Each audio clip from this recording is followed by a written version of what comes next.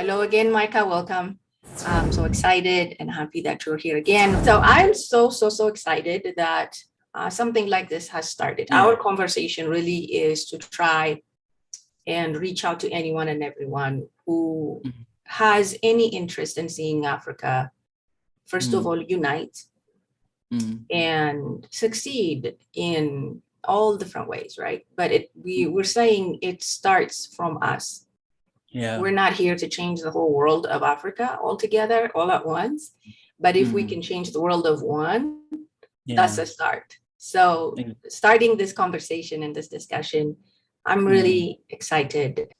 So what I would like to do today is maybe take points out of what we had talked about the last session, because it was the very first one. We went at it. We touched upon so many huge points. And one of it I would like to start, Micah, with you is you had mentioned the righteous anger. So what exactly do you mean by righteous anger? Last session, we talked about Pan-Africanism, what it is and what it isn't. Based on that premise is why we got into all kinds of discussions. And you had mentioned righteous anger. Say more about that. Yeah, indeed. I love that. My mama once told me that, hey, my son, to forgive is to heal your soul. And to forgive is to love yourself. And I didn't understand at that moment, but when I was thinking about it, I realized that we forgive not for the person who has done you wrong, but we forgive for ourselves. So when I say I forgive you, I want to heal myself. And so I forgive you. I let go of whatever anger that I have in my heart. When you're talking about righteous anger, it's not too far from that. Because most of the time when you talk about anger, people, they think about revenge, right? You've done this to me and I want to go ahead to do something, in return. But righteous anger is that understanding of who you are and what you are capable of and what you deserve, not just what you want, but what you deserve.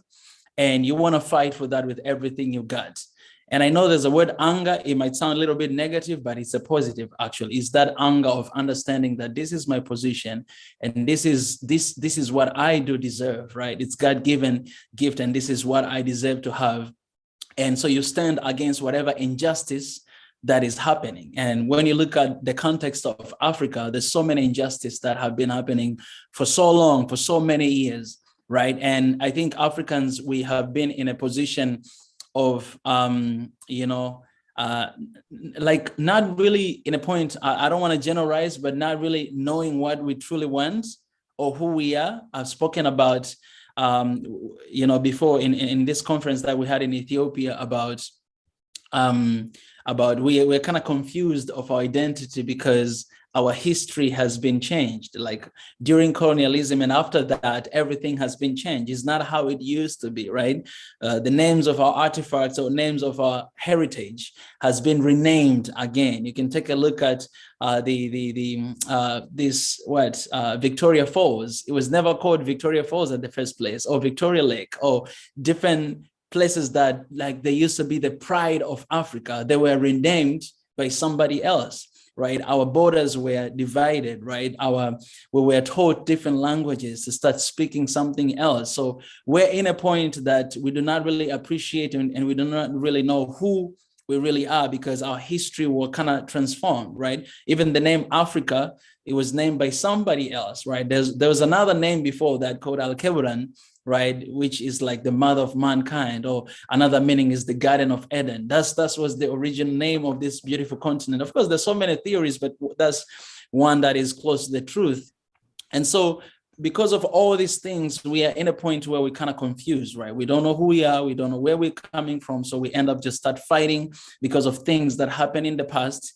We look at different enemies, right? I look at my brother and I feel like you're my enemy. I look at different tribe, I think like you're my enemy, right? But in fact, we are actually, one people. So that righteous anger is actually us getting back to the roots of knowing who we are and knowing our identity as Africans, that we are one. We want people regardless of the differences that we have, and fighting for that. That, okay, now instead of fighting like, with my neighbor, I need to fight for my neighbor, right? I need to stand with him, or I need to stand, with her, and to make sure that we get away from, this hole that we are in right now. So I think it's my simple explanation of that righteous anger. And that's how I feel every time when I stand and I speak or I make video.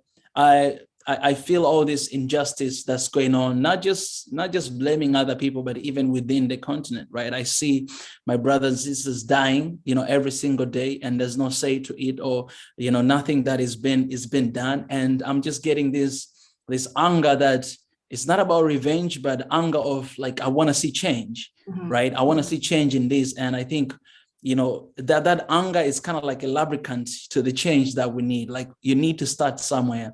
And when you feel something, you feel your neighbor and you feel like this is my problem, then you have responsibility to actually do something to change, what is happening. And I think that's the beginning of our movement. What you're saying is, when you hear the word anger, first thing that comes to mind is, why are you angry? But that energy of anger, that, people get angry for different reasons. We are usually, most of the time, you're right. When we say I'm angry, it's because we were done wrong. Something has happened that angered us.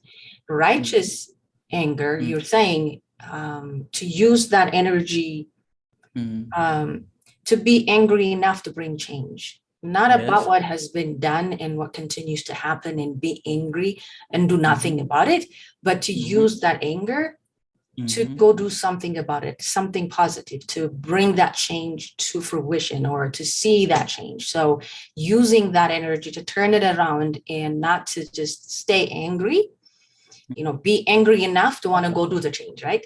Be angry enough to undo what is done. To be angry enough to go make it better, make the change, bring something positive, and not just that I'm angry, I'm gonna come at you. And I think you had said it very nicely. And instead of being angry at my neighbor, let me be angry for my neighbor. Like, your pain pains me. And instead of being a part of the problem, being part of the solution, right? Righteous anger, it's not commonly used, but when I hear it, it always really gets to me, because that's what we need, that positive anger, that something that stirs up your motivation, that stirs us up instead of retreating back and giving up and saying, do something about it, that have that willful energy to go do something about it. That's very interesting, because if we relate and we connect with the concept of forgiveness, it's like, righteous anger leads to change, right? Because it's not coming from a bad place, but it's coming from a place of knowing, understanding, and even forgiving, right? We can forgive, but for me, this is what I believe, that if you tell me that, Mika, forgive and forget, you're not doing fair to me. It's hard to forget what has happened. I can forgive you, but I don't forget, not so that I may do revenge to you, so that righteous anger that is in me can bring about change, looking at the past, where I'm coming from, what has happened, and change that to something better. But the difference between righteous anger and other anger, the other anger, it comes from a place of the dark place, the place of unforgiveness, and that always leads to a revenge and to chaos at the end of the day. So, use that anger, or be angry enough to do something good. Exactly.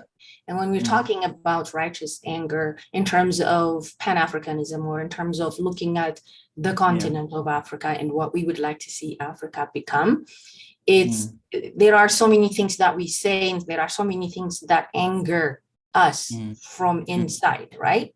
So turning that anger to something positive, to something productive, to bringing us together, and not allow it to what it set out to do, divide us as a continent, right?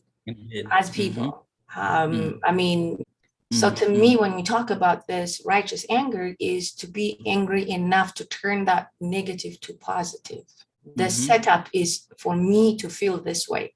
The setup is for me to do this. But righteous anger, you said, comes from the place of forgiveness it comes from the place of I choose the positive versus the negative. I know it's injustice. I know it's wrong. It shouldn't happen, but it has happened and continues to happen.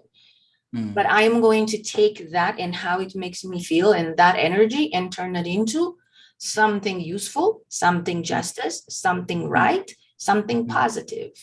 Because I know people are going to listen to this conversation, and I know people would be like, wait, how do you put anger and righteousness together? Well, there is that spot, when you make a conscious decision to not be angry and stay angry. You know what I mean? Like, I'm going to be mad. I'm going to be bitter. Right? So I think that's awesome. What would really happen if we could be that united? But we have been told, we've heard from within and outside that we couldn't do that. Oh, Africans cannot come together. You guys are too divided. You're too different. You do this, that, and the other. And we bought into it. So we stayed angry at each other, not even knowing one another, right? Yeah. If you are interested in joining us in this kind of conversation discussion, reach out to us in any one of the contact information we provided. Thank you and enjoy.